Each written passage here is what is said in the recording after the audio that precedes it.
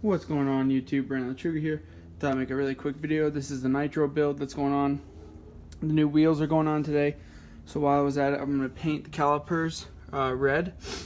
I couldn't find my blue paint, so I guess they're not going to be blue. But if you haven't checked out my videos, any of my videos, and you want to know how to change the rotors and brake pads, check that out. Here's the kit to do the calipers.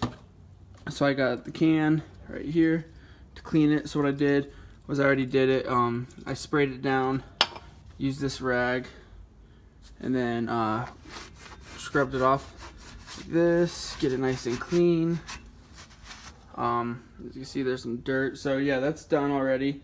And then I stirred the paint, and now it's time for painting. So I'm going to show you pretty much how to do it.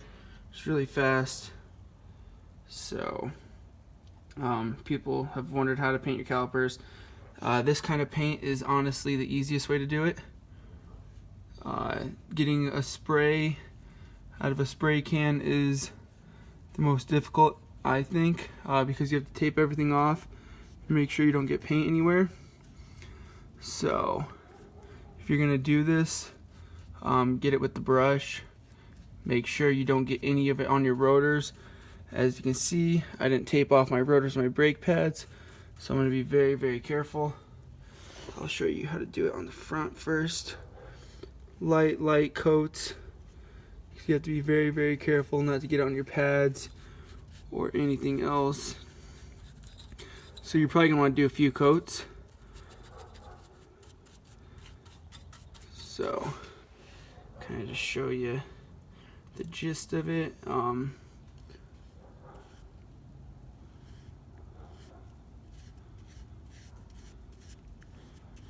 And again, like I was saying, I wanted to do blue, but I didn't have my blue paint. I couldn't find it, so red is gonna work. And the other key thing to this is making sure whatever paint you get, you make sure that it is heat resistant, because these get pretty hot. So you definitely want to make sure that they won't get too hot and the paint chip off. So yeah, that's pretty much it. That's just how you do it. If you want to be really careful, you can always tape down in here. Put tape anywhere where you don't want paint. And it's definitely a good idea to do this with more light.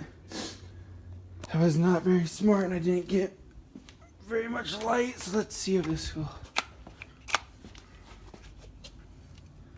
There you go. So yeah, again, be careful. I personally, after this video, I'm going to use my phone to record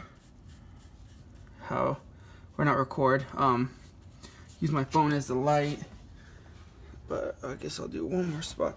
So you're going to want to do this about 2 to 3 times minimum. Oop, I dripped some red because I'm going too heavy. Again, you don't want to go too heavy because you don't want to get it everywhere. You don't want it dripping, you don't want any runs. You want it to be able to dry so you can put the next coat on.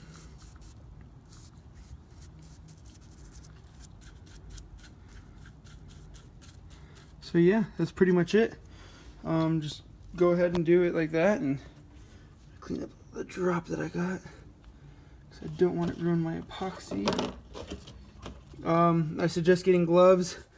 If your kit doesn't come with gloves, put some gloves on. I have paint thinner that I can use on this. Probably not a good idea though to use paint thinner, because it might take off the rest. So the best way to prevent that from happening, put down like a glove or something. But that's it. That's all you do. It's really simple. Clean, dry it off, scrub it off, get it nice and clean. And then yeah, that's really it. Let it dry, and then start painting.